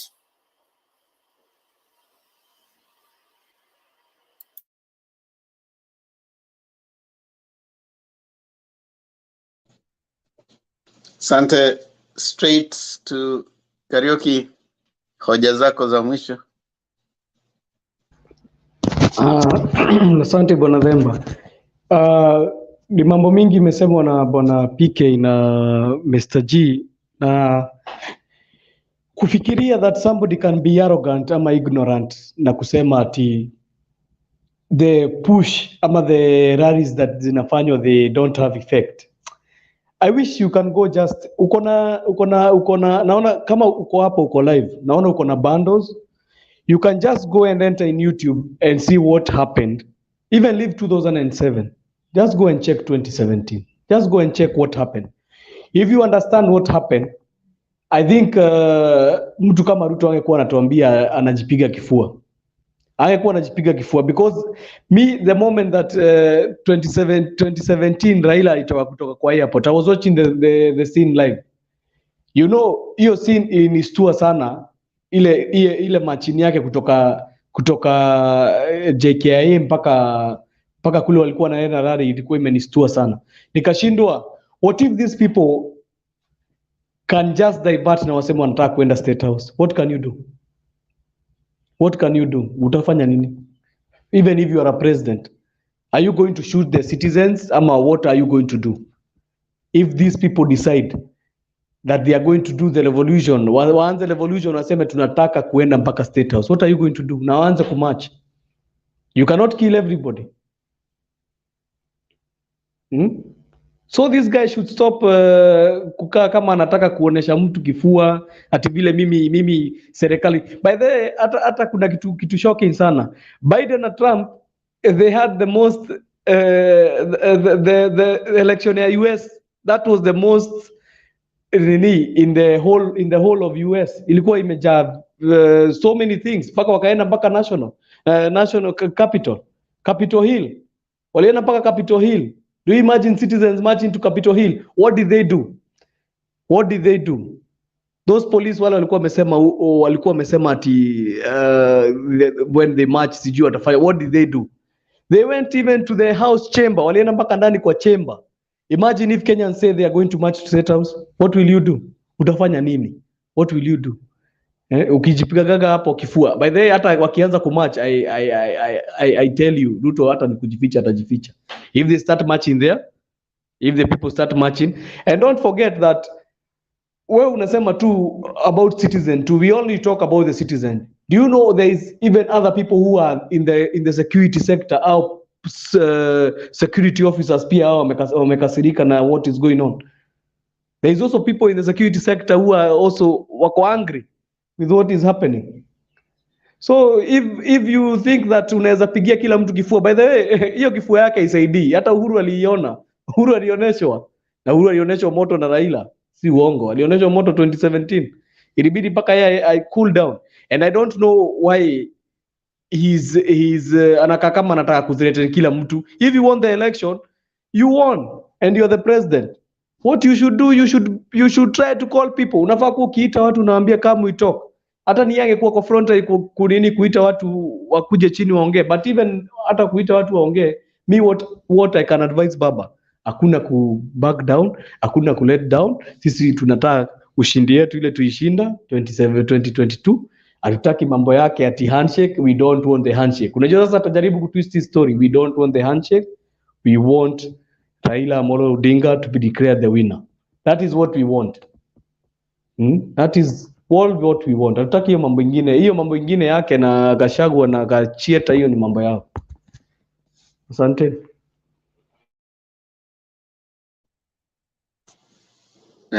Wakiamua wanaingia State House Buda. Takuwa ngori. Kariuki ashasema hapo. Haya, Bro Benson, hoja zako za mwisho. Themba, asante sana. Mimi naambia Wakenya wasukume, kwa sababu kila mtu anapigia haki yake, na kuna njia mingi za kupata haki. Maandamano ni mojawapo, ambapo hata katiba inaruhusu. Yeah? Na jambo la pili ambapo bado nasema kuwa mimi ndasikiliza mtu ambaye labda anatoka kulingana, hata kama una support president, hata kama una support nani, lakini inafaa uelewe kuwa hii kitu ambacho kiko ni kitu ambacho iko na something that I've really learned that does not expire with Raila is revolution, is ever new, especially if you're fighting for justice in any way. It doesn't expire. Each and every day it's new. You can bring all your policies, good policies when it comes financial policy, economy policy, but something touching on justice in whatever matter, don't take it very lightly. And that's why I still I'm insisting that we have to march. And by that marching, first of all, investors hawatakuja, na hiyo unajua sasa mambo imeshaharibika. So let the marching continue. Asanteni sana. Asante sana. Niona leo amekuja. Sijui kama leo umekuja tufunge show ama utaendeleza show.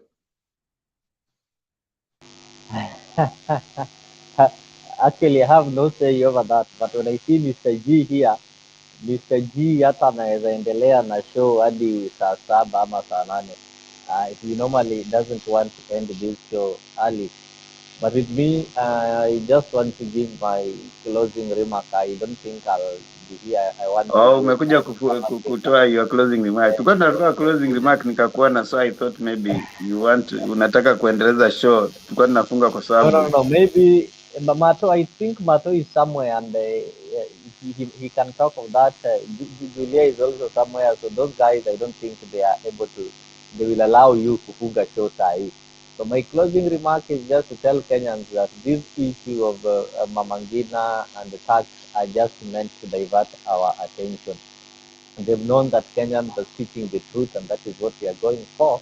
So they want us to divert the attention from what we are chasing so that we can start discussing other things. And they're really designing it well, and they want that one to shift the discussion in Kenya. If you look at their bloggers in social media currently, they are all having hashtag kila mtu alipe ushuru. So that is how a propaganda government like the Kenya Kwanza government operates. But for this, I can tell them that Kenyans are wise, wajinga waliisha Kenya, and nobody is going to buy their idea. As long as we want people to pay taxes, they need to, first of all, create employment before they talk of expanding the tax base. You cannot expand the tax base when we don't have the source of income. So let them create some sources of income so that Kenyans can be able to get enough to feed themselves, then they'll be able to pay taxes. If that is not happening, then we are telling them, as they are thinking of taxing us and the methods and ways and the types of taxes that they are going to introduce, as they are shopping for the names or how they are going to call those taxes, we are also telling them that we are thinking of how to kick them out. So otherwise, thank you guys, and maybe let us meet later on in the evening. And if Mrs. Stone PK will decide that they are continuing with the show, maybe I'll join you sometime back at noon. Thank you. thank you Leo. Haya, hoja zako za mwisho mzalendo. Asante sana Bwana Themba. Mi naweza sema, politics is politics. Propaganda is a gimmick used as a rogue, used by the rogue to cover the truth and mislead other people to the right path. So there's a lot of propaganda going on, and the issue is about election and election rigging. So far, I've been coming to this show. There is nothing from the Azimio side that is telling us, this is how we are going to fix the electoral, the IBC in Kenya. There is no idea. They don't have any idea to fix IBC, and perhaps it is high time that I give you an idea of how to fix IBC. One, because our election is heavily contested and it is basically a tribal election. Let us try and find the players within the elections. We have we have institutions like the judiciary. Let them be part of the commission in IBC, the judiciary. Let the civil society, the watchdogs, be part of IBC. And thirdly, let the media be empowered to call elections. Those three things, if you do them, then at least there will be some justice at the end of the process. Every time when we come and debate here, it is not because we don't know that you are hurting. In each and every game, if you go for a football match, there must be a winner and there must be a team that has lost. Others will cry. But the team that has won will, of course, wataringa na victoria yao juu waliwashinda. And they tell you, ngojeni season ya nini inakuja or rematch inakuja or season ya EPL imeisha, ngojeni season nyingine ianze, pengine mtashinda. But it is important that we fix the mess. I've repeated in this show before, Baba had the chance to fix IBC when walishikana mkono, but hiyo yote mtakataa. That hakukuwa na hiyo nafasi, alikuwa na hiyo nafasi wakiwa na uhuru, walijua ile natendeka pale IBC. They had the opportunity to fix it. If they wanted to fix it, they would have fixed it. The problem with our political class is only one. They all want to benefit from the theft in IBC. Iwe baba, iwe ni nani anataka kusimama, anataka kujisaidia na ile ukora inaendelea huko. That is probably the reason, that is my opinion. Probably that is the reason why Chebukati had to go all this way. So I am sorry if you are hurting. It is the rule of the game. There must be a winner at the end of the day. We must celebrate our victory. Pole sana kama unaumia. Pole.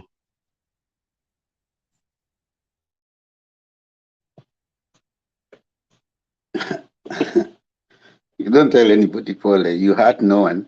You're also just a celebrator, so it's not up to you to tell people, Paul.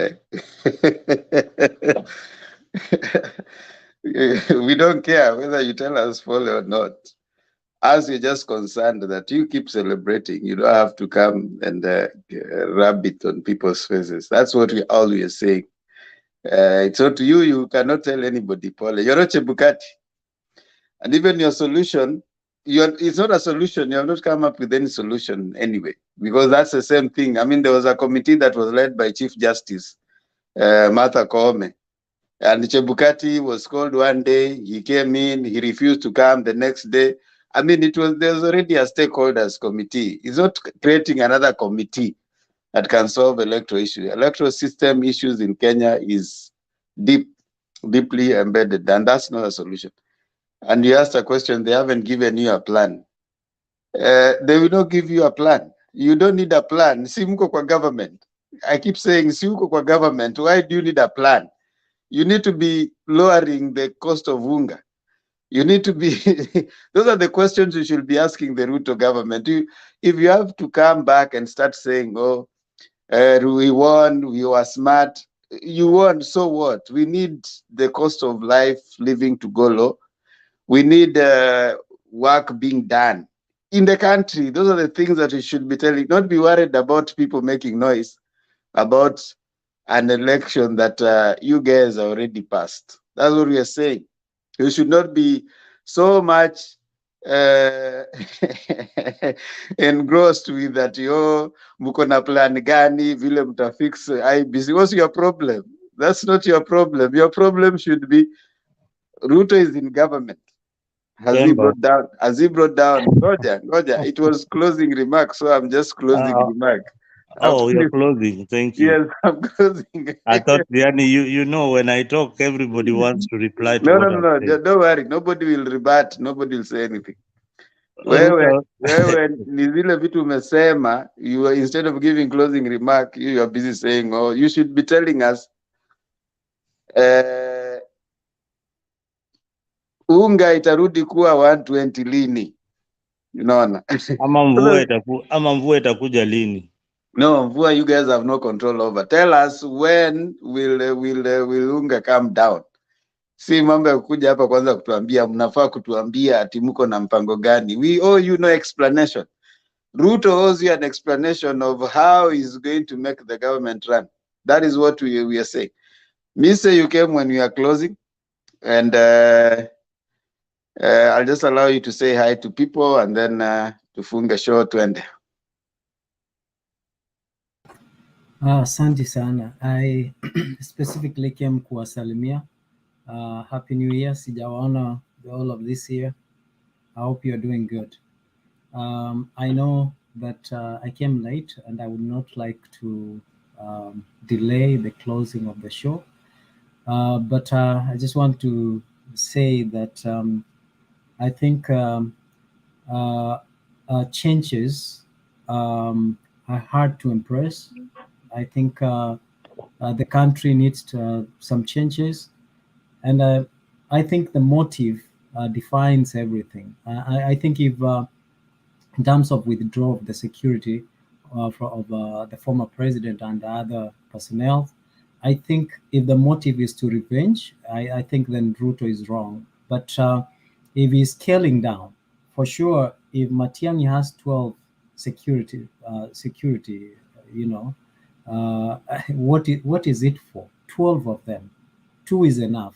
I think that's a reasonable number, especially given that he was in a very sensitive docket. Kibicho, the same thing. Scaling it down to 2, I think, is a good thing from 12. There are a lot of Kenyans who are dying, who need these securities more than Kibicho and Matiang'i need them. The former president apparently has over 119 security guards. GSU deployed to him or allocated to him. And I think scaling it down, if they will be sent or will be redirected to other areas that will benefit the common mwananchi, I think that would be great. And on the flip side, these people also have the capacity to hire their personal security, but there is a minimum that they should remain with. And I think that is, to me, that is what I would recommend, and I agree with Ruto. However, if he's doing it to revenge or punish the former president, I think that would be a wrong motive. And lastly, tax evasion is an issue that we need to discuss in Kenya. I think all of us know the benefits of tax. If power is the leverage of evading tax, I think many Kenyans are suffering and are paying on behalf of the people who should be on a higher tax bracket and who should actually be paying more into the tax system so that the other Kenyans can benefit out of them. I think if this is the case, Ruto and his government should lead by example by making sure that they declare that they are paid taxes so that others can follow by example. And lastly, the whole idea of going to the streets and calling for maandamano, I think I would support maandamano, Stone PK, but if we are talking about the cost of living, deteriorating, and people are not able to afford the basic needs and so on, as opposed to discussing election. I think if there are many other ways that we can address the issue of electoral reforms other than using maandamano. If this is the time that we can force that, but there are many other issues. I would like to see the former prime minister calling for maandamano, telling people to question the current government to bring down the cost of living. I mean, Ruto said that in about 6 months to come, unga will come down from to 120, from 180 or 170. So we want to see if that doesn't happen, I would really, really support people going to maandamano. I know it's late. This is a discussion that is ongoing. I think I'll try to come early the next day so that we can engage further in this very meaningful discussion that affect our people and ourselves. Thank you. All right, that is it. You have heard it from the horse's mouth. Sitaki kuongezea ama kupunguza. Asanteni sana kwa wote waliokuja kwenye show siku ya leo. Tukianzia pale Bro Benson mzalendo ambaye si mzalendo. According to Bro Benson mzalendo ambaye si mzalendo. Mzalendo ambaye hana uzalendo. That is Bro Benson's characterization, not mine. Karaoke, Mr. G, Mise, nice to see you, bro. Happy New Year. And Stone PK. Wacha nitambue wachache ambao wako pale kwenye comment section. just to run down Jairus Malaya, Mato Makandets, asante sana. King David Mwatela, asante. Brian Richards, Mugambi Jeremiah, usemi kitu lakini uko hapo. Awino Rapemo, nice to see you.